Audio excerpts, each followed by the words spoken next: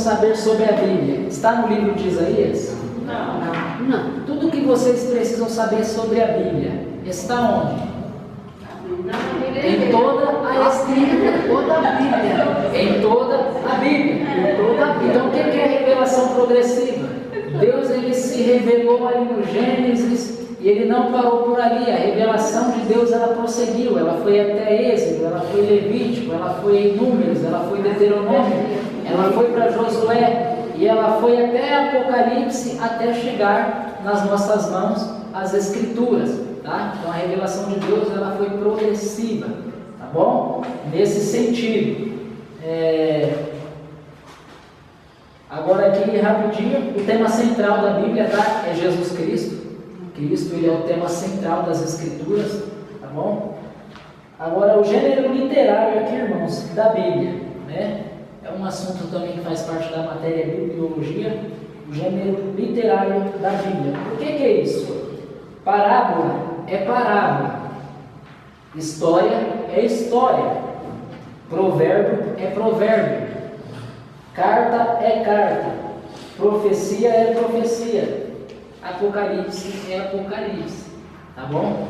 Então o gênero literário da Bíblia é isso. Você não pode pegar, por exemplo, uma carta do apóstolo Paulo e falar, não, segundo a parábola do apóstolo Paulo. Não é uma parábola, é uma carta, é literalmente uma carta. Você não pode pegar o provérbio de Salomão e falar que é uma profecia. Não, é literalmente um provérbio. Os irmãos estão entendendo? O sentido da parábola do bom samaritano. A parábola do bom samaritano, irmãos, ela é uma parábola, ela é uma história, ela é um provérbio, ela é um apocalipse, ela é uma profecia? Ela é uma parábola. Ela é uma parábola. Ela é uma parábola que conta uma história.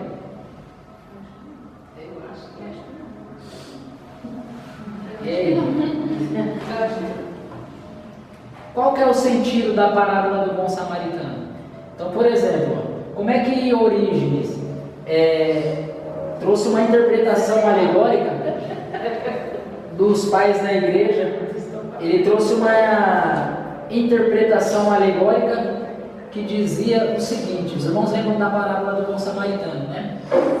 Ele dizia o seguinte, olha, o homem que está caído, quem era o homem que estava caído, os irmãos lembram? O homem que estava caído no chão. Ai, Jesus faz eu lembrar. Era quem? Era um judeu. Judeu. Certo? O homem que estava caído. Então, olha essa interpretação alegórica. O homem que estava caído era o judeu. Por que ele estava caído? Por causa do pecado. Ele caiu por causa do pecado.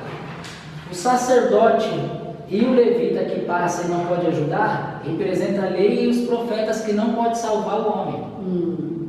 Não estou entendendo? Representa a lei e os profetas que não pode salvar o homem. O apóstolo Paulo diz que ninguém é salvo pelas obras da lei. Ele não salva, né? Salvação é pela fé em Jesus Cristo, pela graça.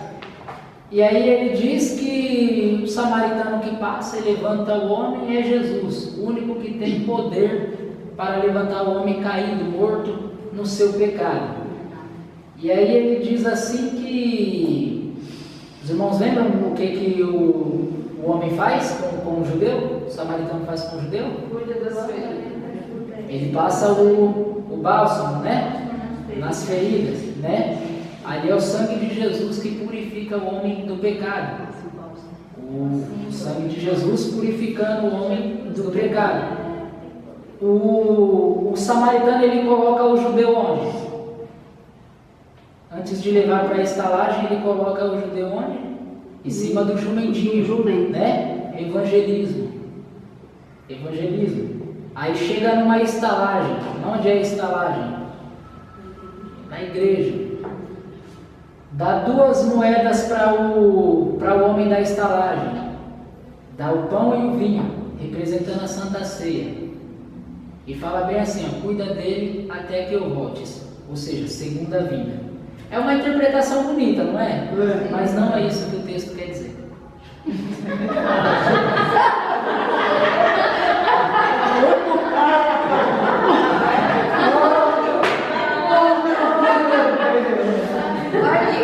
Já tinha até irmão escrevendo para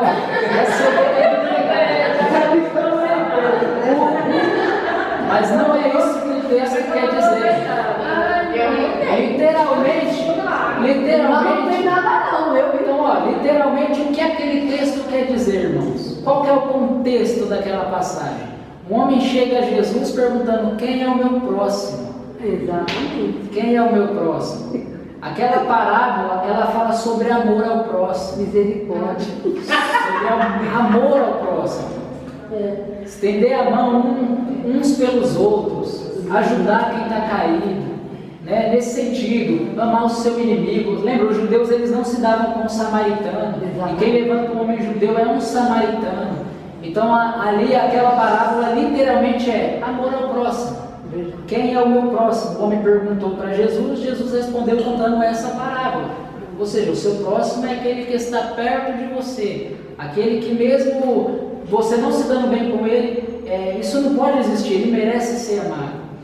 Entendeu? Então é nesse sentido, tá bom? Só uma pergunta, eu estou em dúvida aqui. Então quer dizer que aquele que me humilhou, me apedrejou, me fez tudo, eu poderia ser meu melhor amigo? Seria isso? Eu poderia ajudar ele a fazer tudo? Como se fosse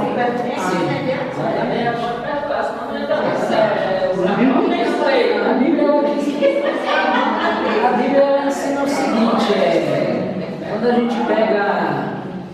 a gente pega o Evangelho de Mateus, capítulo de número 5, Jesus ele traz um ensinamento sobre amor ao próximo. E Jesus ele vai dizer o seguinte, que quando a gente ama aquele que nos ama, quando a gente faz o bem para aquele que nos faz o bem, é fácil. Ele diz para os judeus, isso até os publicanos fazem, isso até os ímpios fazem.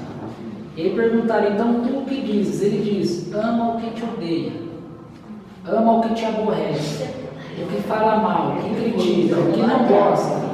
É esse que merece, que deve ser amado. Tá bom? Até aqui tudo bem?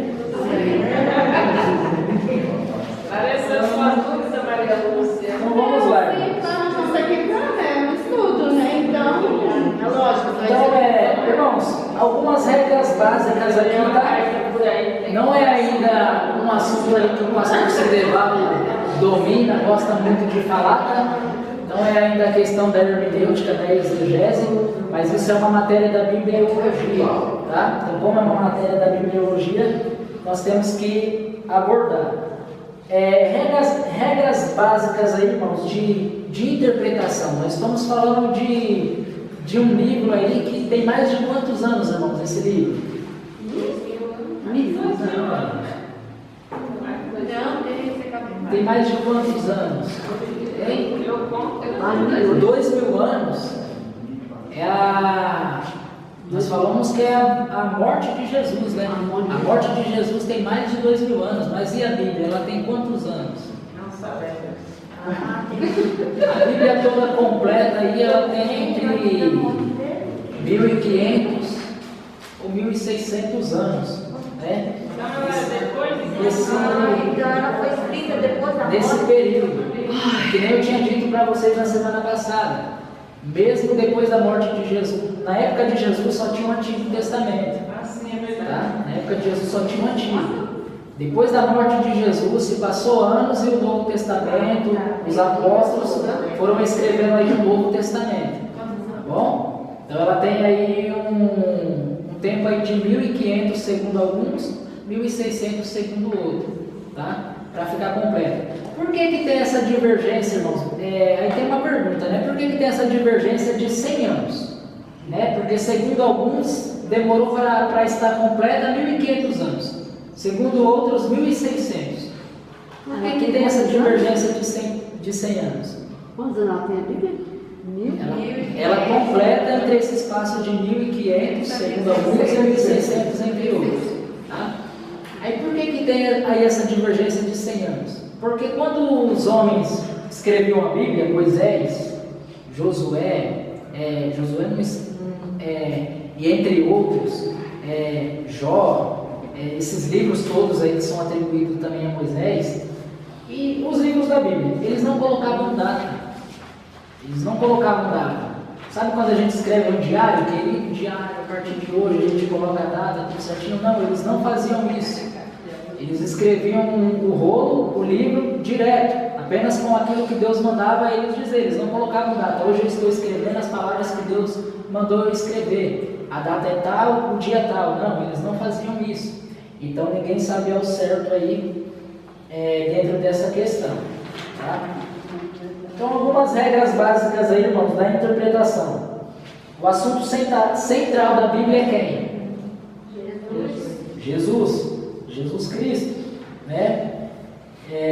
Por exemplo, a Bíblia é a sua maior intérprete, tá? Aí isso sim é uma regra aí da hermenêutica, tá? A Bíblia interpreta a Bíblia, ela é a sua maior intérprete, tá bom? Ela não se contradiz. Por exemplo, quando a gente pega aqui, irmãos, Lucas, capítulo de número 6, versículo de número 20, diz assim: elevando ele os olhos para os seus discípulos, dizia: bem-aventurado vós os pobres, porque vós é o reino de Deus. Lucas e Mateus, eles falam da bem-aventurança. E Lucas aqui ele está dizendo: bem-aventurados os pobres, porque dele é o reino de Deus.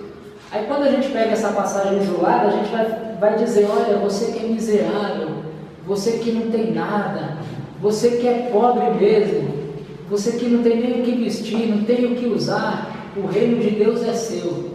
Mas não é isso que o texto está dizendo. Quando a gente vai para Mateus, está dizendo o seguinte, Mateus 5,3: bem-aventurados os pobres de espírito. Ou seja, não é bem-aventurado os pobres. Mateus colocou: bem-aventurados os pobres de espírito. O que é isso? Bem-aventurados os humildes. Os humildes. O reino de Deus é dos humildes. Tá bom? Então, o Antigo Testamento ele é interpretado à luz do Novo, tá? Praticamente a gente vê aí no Antigo Testamento aí passagens que o Novo Testamento ele traz a interpretação. Ele é interpretado à luz do Novo Testamento. É por isso que quando muitas pessoas começam a ler a Bíblia, elas começam a ir pelos Evangelhos até o Apocalipse e depois elas vêm para Gênesis até Malaquias, tá? Entendem que é um dos métodos mais fáceis. Então, aqui por exemplo, algumas advertências aqui que a Bíblia ela é literal, não é simbólico, tá bom? O que, por exemplo, não matarás, isso é simbólico? Isso é literal, é um mandamento, não matarás, né? Não adulterarás, tá? Isso é literal, não é figurado. Agora, por exemplo, quando Jesus disse: eu sou a porta, vocês lembram dessa passagem? Onde está essa passagem? Os irmãos aí lembram onde está essa passagem? João 14? Não, João 14. Antes. Lembra? Bom pastor dá a vida pelas ovelhas, os irmãos lembram? João 10. João 10, né? Então, quando Jesus disse: eu sou a porta, isso é literal ou isso é simbólico? Não, é literal. É literal?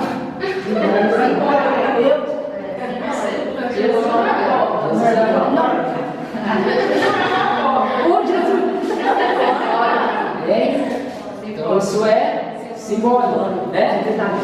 Então, por exemplo, não adulterarás, não, isso daqui é um símbolo, a gente pode fazer assim, não é isso, é literal, literalmente, não adultere, não mate, não faça outros deuses diante de ti, só ao Senhor teu Deus prestará culto, amar o próximo, literalmente. Agora, por exemplo, eu sou a porta, isso é simbólico, né? Jesus ele não é uma porta, né? Então é uma figura de linguagem.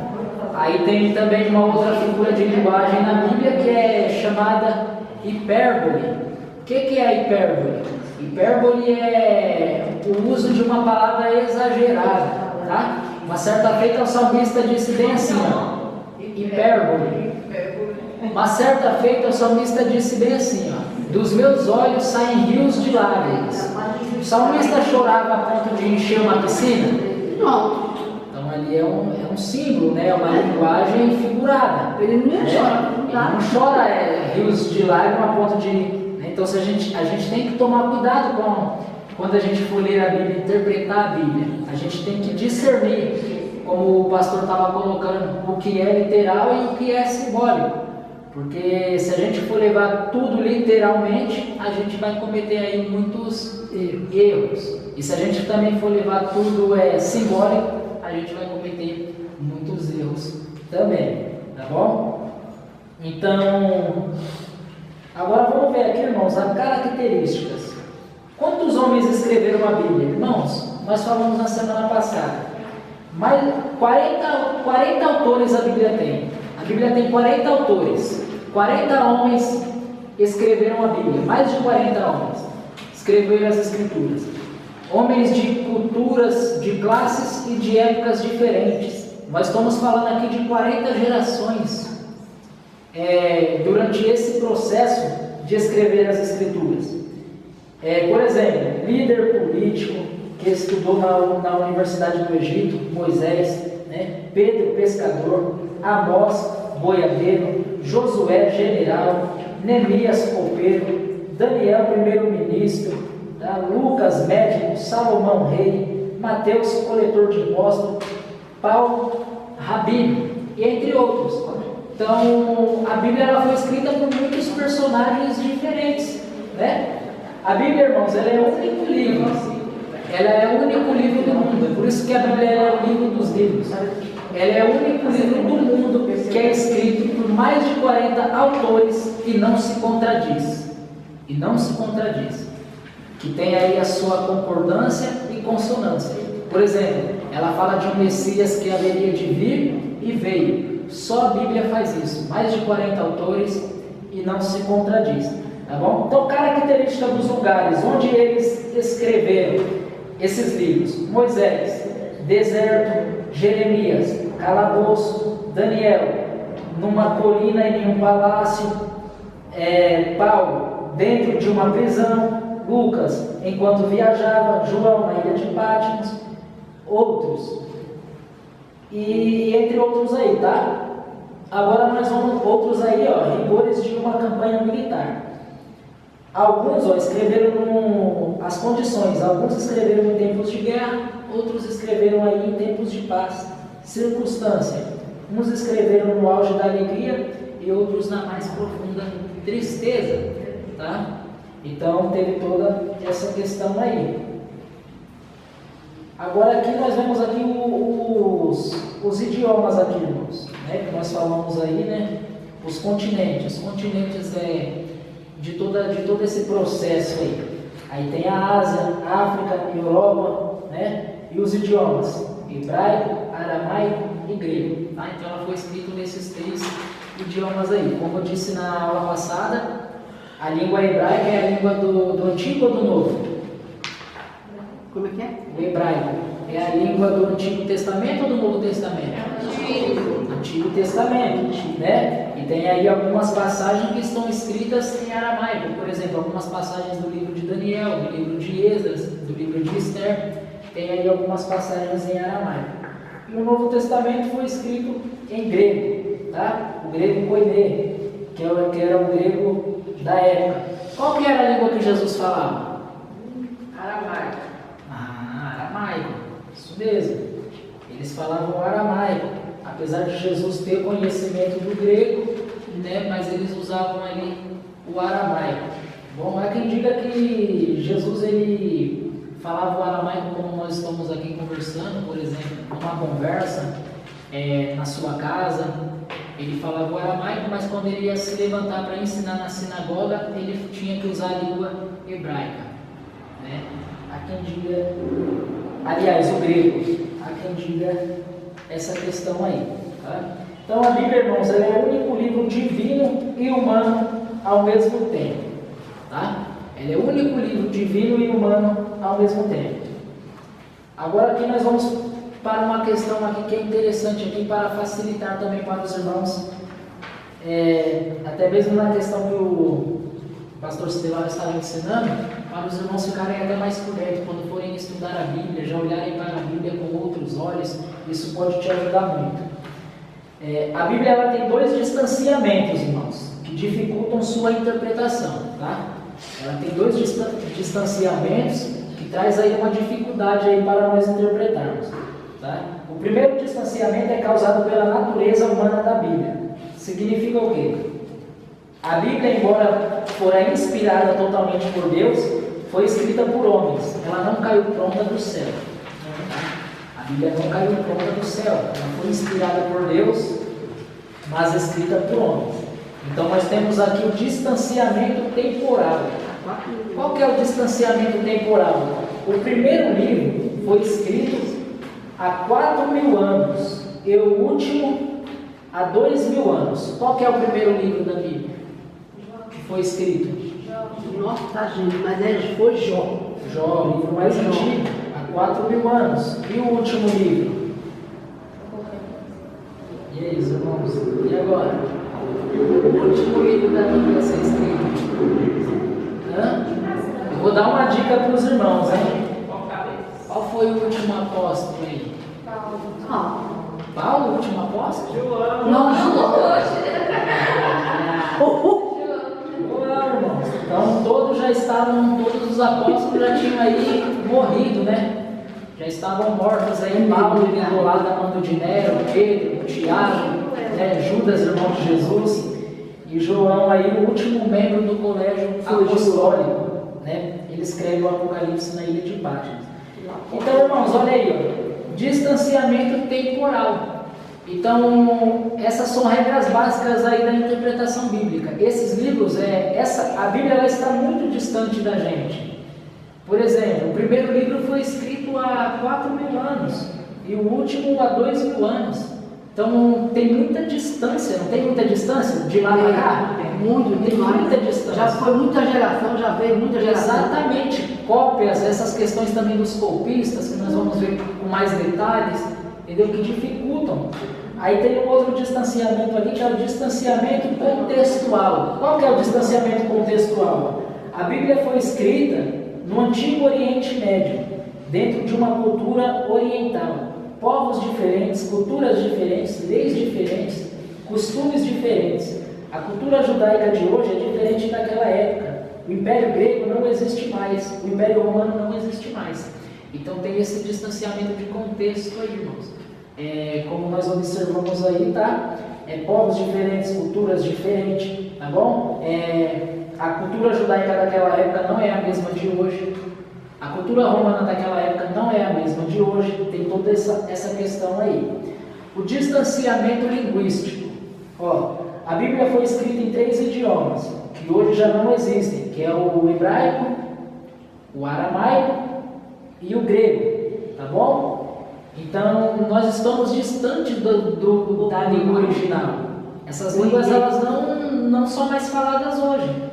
Então, nós estamos distante da linguagem original da Bíblia. Nós estamos muito distante. A língua que Jesus falou, que Paulo falou, que Moisés falou, não existe mais. Não existe mais, é outra língua. Então, nós estamos distante. Tem esse distanciamento aqui, que é o distanciamento autoral. Olha o que diz: distanciamento autoral, não podemos tirar dúvidas com os escritores da Bíblia, porque eles já estão mortos. Ou seja, o apóstolo Pedro ele escreveu uma passagem difícil. Qual é a passagem difícil que Pedro escreveu? Aquela passagem que tem gerado muita polêmica, que gerou polêmica até mesmo nos pais da igreja, que é aquela questão de se Jesus desceu ou não ao Hades. Se o Hades ali é o inferno mesmo. Jesus foi ao Hades no sentido sepultura, ou Jesus foi ao Hades no sentido tormento, libertar as almas, proclamar sua vitória? É uma passagem de difícil compreensão, sim ou não? E nós podemos tirar nossas dúvidas com Pedro sobre isso? Nós não podemos. Não. Pedro não está mais aqui. Então tem esse distanciamento autoral. Não podemos tirar nossas dúvidas com o que Paulo escreveu. Paulo, Romanos 9. Tem outra passagem polêmica que é Romanos 9. Romanos 9 diz que Deus ele praticamente salva quem quer, tem misericórdia de quem quer. Então, o que será que Paulo tinha em mente ali? O que Paulo estava querendo dizer? Realmente Deus manda pessoas ao inferno sem dar a elas possibilidade de um dia ser salva? Então, nós não podemos tirar essas dúvidas com o apóstolo Paulo. Tá? Aí o segundo distanciamento, mas nós vamos ver aqui depois como vencer essas distâncias. Tá? O segundo distanciamento é causado pela natureza divina da Bíblia, irmãos. A Bíblia não deixa dúvidas de que é um livro, em sua totalidade, inspirado por Deus e tido como sua palavra.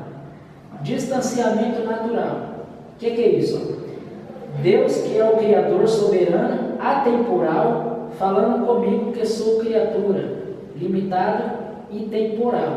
Tá? Então isso daqui é um distanciamento, tá? Natural. O distanciamento do pecado. O pecado afetou a vida moral e espiritual do homem. O pecado embaça a nossa visão e tira-nos as clarezas das revelações de Deus. No meu coração há uma tendência a rejeitar as coisas de Deus, porque sou um pecador. Então tem toda essa distância. Tem toda essa distância. Esse distanciamento aqui natural, parece que o pastor Sideval falou um pouco, né, na questão da teologia, né, sobre atemporal e temporal. Então esse distanciamento do pecado, né, nós já nascemos aí enraizados no pecado, mortos, né, nos nossos delitos e pecados. A Bíblia diz em Efésios 2, versículo 1, que nós estávamos mortos em nossos delitos e pecados, segundo as paixões do mundo, da carne, né, e o Senhor, por meio da graça, Ele nos deu vida, né. Então, o homem ele já nasce filho da ira. O homem ele já nasce condenado, digamos assim, morto nos seus delitos e pecados. Né? Então, tem toda essa distância. Então, como vencer a distância que nos separa da Bíblia, irmãos? Aí, os judeus da época e alguns dos puritanos citavam essa frase aqui, ó, orar e labutar. Orar e labutar. O que é isso? Porque a Bíblia é divina, nós temos que orar. E porque a Bíblia é humana, nós temos que labutar. Como assim? A Bíblia é divina. A Bíblia é divina, então nós temos que orar. Não pode ser na carne, não pode ser de qualquer jeito. Para Deus nos dar a interpretação, nós temos que pedir ao Espírito Santo que nos ilumine, que nos mostre aqui as grandezas, as maravilhas de Deus escondidas neste livro. E porque ela é humana, nós temos que labutar, irmão. Nós temos que estudar. Aí entra essa questão, nós temos que estudar para interpretar a Bíblia. Nós temos que ler grego, nós temos que ler hebraico, nós temos que buscar boas teologias, bons professores, nós temos que labutar, correr atrás. Você sabia que Deus, ele não vai ensinar hebraico para ninguém orando? Senhor, eu oro para que o Senhor me ensine o hebraico. Eu oro para que o Senhor me ensine o grego. Senhor, eu oro para que o Senhor me ensine, Senhor, o Pentateuco. Irmão, você pode orar sim, mas Deus não vai responder essa oração. Porque você tem a Escritura e hoje você tem acesso aos materiais que podem te fornecer tal conhecimento, tal aprendizado. Então você tem que labutar. Deus já nos deu a palavra dele completa. Qual é o nosso dever diante dela? Labutar. Labutar. Trabalhar, ler, estudar, passar horas lendo, meditando, estudando as Escrituras. Tá bom? Até aqui tudo bem? Tudo bem. Então olha aqui, a Bíblia ela é inerrante, né? Inerrante, mas não é fácil, né, se compreender. Não é fácil se compreender. Por exemplo, né? Nós vemos aqui uma questão aqui do futuro, né? A Bíblia diz que Jesus vai voltar, haverá a ressurreição dos mortos, né? O juízo final. A igreja entrará na eternidade para viver com Deus, para todo sempre. A pergunta é: qual é a sequência desses acontecimentos? A Bíblia ela não é clara, tá bom? Existe também umas visões aqui, né, sobre a vinda de Jesus. Existe a interpretação pré-tribulacionista. Acredita que Jesus vai voltar antes da grande tribulação, e a igreja será arrebatada. Existe aquela questão mesotribulacionista, olha, Jesus vem e arrebata a igreja no meio da tribulação. E existe a questão